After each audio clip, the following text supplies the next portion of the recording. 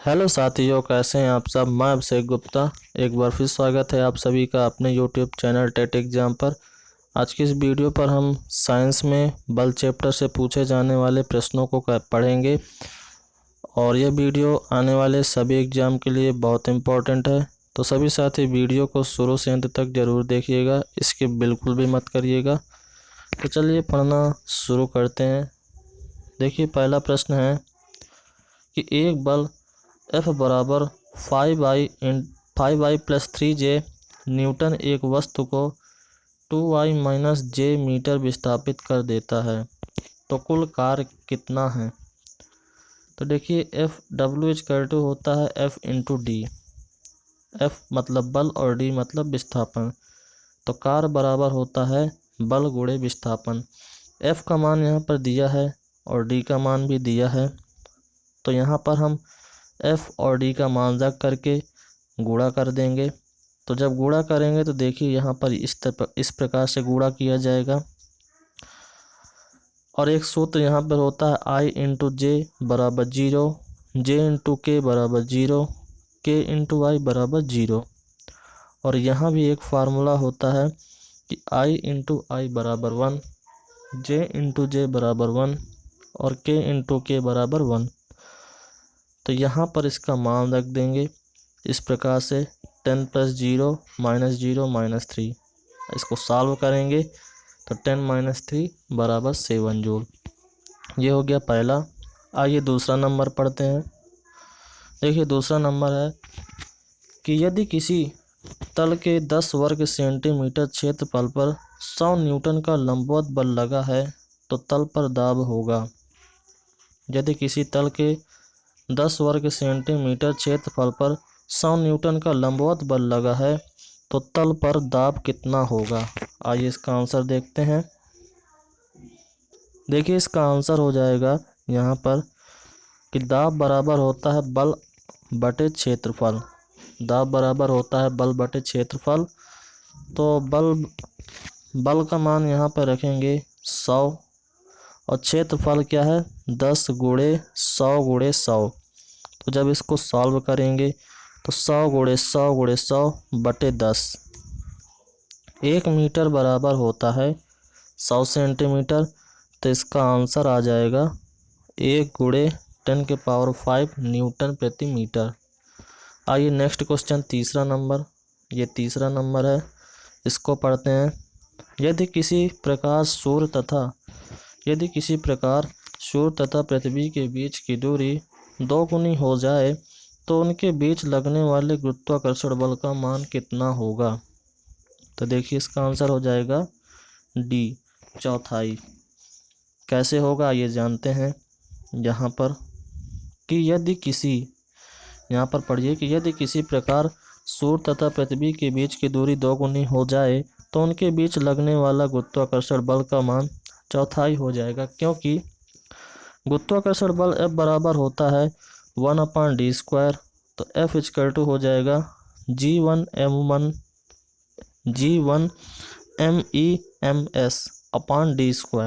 जहाँ C पृथ्वी है, S बराबर सूर्य है। तो F अनुक्रमानुपाती 1/2d², जहाँ D बराबर 2 क्योंकि दूरी 2 गुनी है। तो F प्रोपोर्शनल हो जाएगा 1/4। F प्रोपोर्शनल हो जाएगा 1/4। आइए चौथा नंबर पढ़ते हैं। देखिए, चौथा नंबर है कि पृथ्वी के केंद्र पर किसी पिंड का भार है। पृथ्वी के केंद्र पर किसी पिंड का भार कितना होगा। तो इसका आंसर हो जाएगा 0। इसका आंसर हो जाएगा 0। पृथ्वी के केंद्र पर G का मान 0 होने के कारण किसी पिंड का भार 0 होता है, जबकि ध्रुवों पर G का मान अधिकतम होने के कारण भार सर्वाधिक होता है। नेक्स्ट क्वेश्चन पढ़ते हैं, 5 नंबर, कि हम वायुमंडल के भार से पिचकते नहीं हैं, क्योंकि हम वायुमंडल के भार से क्यों नहीं पिचकते हैं। इसका आंसर हो जाएगा C, कि हमारे शरीर के भीतर का दाब वायुमंडलीय दाब की अपेक्षा अधिक है और यह बाहर के दाब को निरस्त कर देता है। हमारे शरीर के भीतर का दाब वायुमंडलीय दाब के अपेक्षा अधिक है और यह बाहर के दाब को निरस्त कर देता है। आइए नेक्स्ट क्वेश्चन पढ़ते हैं 6 नंबर। यहाँ पर देखिए 6 नंबर है कि चंद्रमा पर वायुमंडल अनुपस्थित है, क्योंकि चंद्रमा पर वायुमंडल नहीं है, तो इसका क्या रीजन है। देखिए इसका आंसर हो जाएगा सी, कि इसका गुरुत्वीय त्वरण कम है। चंद्रमा पर गुरुत्वीय त्वरण कम है, इसलिए वहाँ पर वायुमंडल नहीं है। यहाँ पढ़ते हैं कि चंद्रमा पर गुरुत्वीय त्वरण अत्यंत कम पृथ्वी के त्वरण का लगभग 1/6 है। गुरुत्वाकर्षण बल के मान से उसी कमी के कारण गैसों के अणु चंद्रमा की सतह पर नहीं ठहर पाते हैं, इसलिए वहाँ पर वायुमंडल नहीं है। आइए नेक्स्ट क्वेश्चन पढ़ते हैं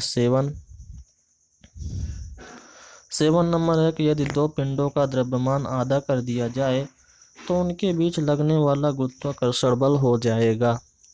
यदि दो पिंडों का द्रव्यमान आधा कर दिया जाए तो उनके बीच लगने वाला गुरुत्वाकर्षण बल कितना हो जाएगा।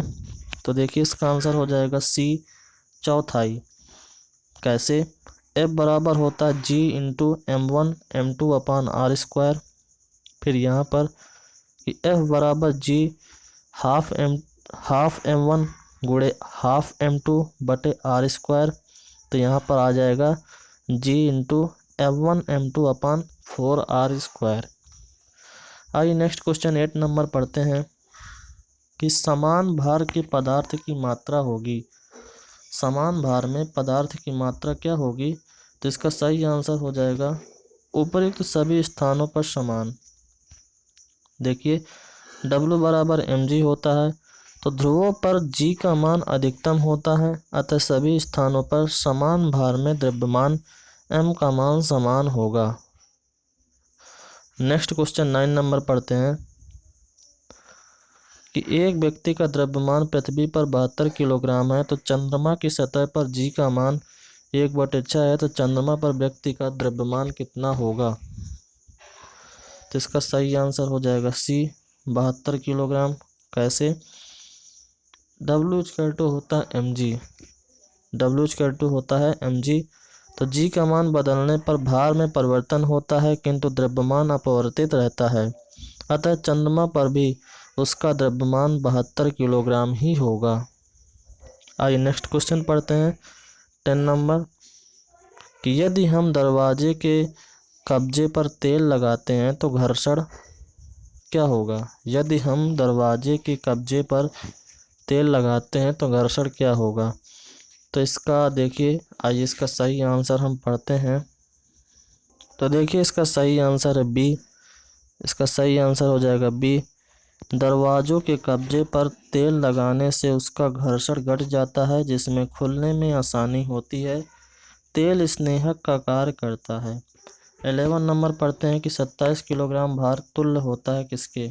27 किलोग्राम कितने के तुल्य होता है। तो इसका आंसर हो जाएगा सी, 264.6 न्यूटन के। 27 किलोग्राम भार बराबर W बराबर mg होता है, तो 27 गुणे 9.8, तो इसका आंसर हो जाएगा 264.6 न्यूटन। आइए नेक्स्ट क्वेश्चन पढ़ते हैं 12। देखिए 12 नंबर है कि लिफ्ट में एक लड़के का आभासी भार उसके वास्तविक भार से अधिक होता है, जब लिफ्ट जा रही है तब क्या होगा। तो इसका सही आंसर हो जाएगा डी। जब निश्चित त्वरण से लिफ्ट ऊपर की ओर जा रही हो तब लड़के का आभासी भार उसके वास्तविक भार से अधिक होगा। नेक्स्ट क्वेश्चन पढ़ते हैं 13 नंबर। देखिए 13 है कि स्टीयरिंग में फ्री प्ले किस कारण आती है। स्टीयरिंग में फ्री प्ले किस कारण आती है। तो इसका सही आंसर हो जाएगा ए। गाड़ी के स्टीयरिंग में फ्री प्ले एक समान समस्या है। स्टीयरिंग के ढीले होने के कारण स्टीयरिंग में फ्री प्ले की समस्या आ जाती है। फ्री प्ले का अर्थ है जितने स्टीयरिंग घुमाने पर गाड़ी के मुड़ने में कोई प्रभाव ना पड़े। आइए नेक्स्ट क्वेश्चन पढ़ते हैं 14 नंबर है। देखिए कि जी का मान न्यूनतम होता है। जी का मान न्यूनतम कहाँ पर होता है? ए, विषुवत रेखा पर। इसकी व्याख्या पढ़ते हैं कि पृथ्वी पर जी गुरुत्वाकर्षण का मान सबसे कम विषुवत रेखा पर होता है, जबकि ध्रुवों पर गुरुत्वाकर्षण का मान सबसे अधिक होता है। व्यक्ति का भार ध्रुवों पर अधिक होता है, जबकि विषुवत रेखा पर कम होता है। नेक्स्ट क्वेश्चन 15 पढ़ते हैं कि नींबू निचोड़ने की मशीन किस प्रकार का उत्तोलक है? नींबू निचोड़ने की मशीन किस प्रकार का उत्तोलक है? तो देखिए इसका आंसर हो जाएगा यहाँ पर देखते हैं। इसका आंसर हो जाएगा बी, कि नींबू निचोड़ने की मशीन द्वितीय प्रकार का उत्तोलक है। आपको याद रखना है कि नींबू निचोड़ने की मशीन द्वितीय प्रकार का उत्तोलक है, और इस प्रकार के उत्तोलकों में आलम्ब F तथा आयाम E के बीच में भार M होता है, और इसका यांत्रिक लाभ सदैव 1 से अधिक होता है। नेक्स्ट क्वेश्चन है कि लोहे की एक छोटी गोली पानी में डूब जाती है, जबकि जहाज पानी पर तैरता रहता है। तो यह सिद्धांत निम्न में से किस वैज्ञानिक के सिद्धांत पर आधारित है? मोस्ट इम्पॉर्टेंट क्वेश्चन है ये। देखिए इसका आंसर है डी, लोहे की एक छोटी गोली पानी में डूब जाती है, जबकि जहाज पानी में तैरता रहता है। यह आर्किमिडीज के सिद्धांत पर कार्य करता है। लोहे की गोली का भार उसके द्वारा हटाए गए जल के भार से अधिक होता है, जिससे यह जल में डूब जाती है, जबकि जहाज का ढांचा इस प्रकार बनाया जाता है कि उसके द्वारा हटाए गए जल का भार जहाज तथा उस पर लदे सामान के भार से अधिक होता है, जिससे जहाज पानी पर तैरने लगता है। आइए नेक्स्ट क्वेश्चन पढ़ते हैं। 17 नंबर है, देखिए 17 नंबर कि किसी वस्तु का भार उस समय न्यूनतम होता है जब उसे रखा जाए। किस पर रखा जाए? किसी वस्तु का भार सबसे कम कहाँ पर होता है? देखिए इसका आंसर हो जाएगा डी, पृथ्वी के केंद्र पर वस्तु का भार सबसे कम होता है। इसका रीजन क्या है कि पृथ्वी तल से नीचे या ऊपर जाने पर गुरुत्व का मान कम होता है तथा पृथ्वी के केंद्र पर गुरुत्व का मान 0 हो जाता है। अतः पृथ्वी के केंद्र पर वस्तु का भार 0 होगा। पृथ्वी तल पर गुरुत्व का मान विषुवत रेखा पर निम्नतम तथा ध्रुवों पर अधिकतम होता है। आइए नेक्स्ट क्वेश्चन पढ़ते हैं 18 नंबर।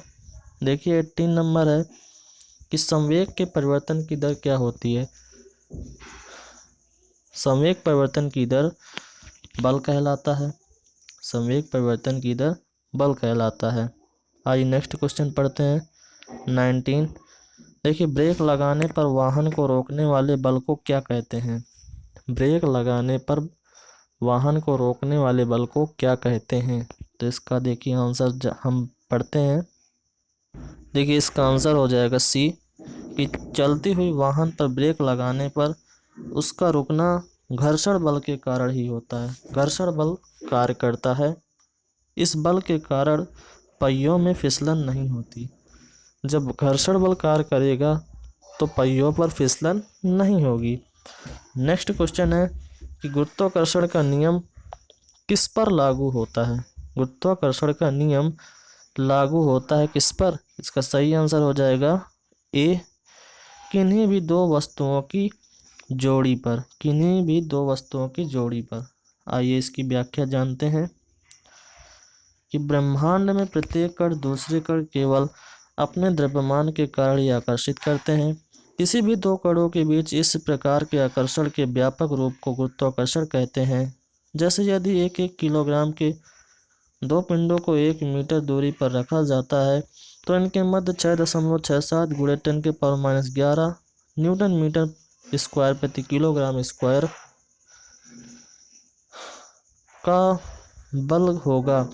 यह बल बहुत ही कम हो, इसका कोई भी प्रभाव दिखाई नहीं देगा, परंतु विशाल खगोलीय पिंडों के मध्य यह बल इतना अधिक होता है कि इसी के कारण वे केंद्र के चारों ओर घूमते रहते हैं और संतुलन में बने रहते हैं। पृथ्वी सूर्य के चारों ओर, चंद्रमा पृथ्वी के चारों ओर तथा गुरुत्वाकर्षण बल के कारण ही घूमते रहते हैं।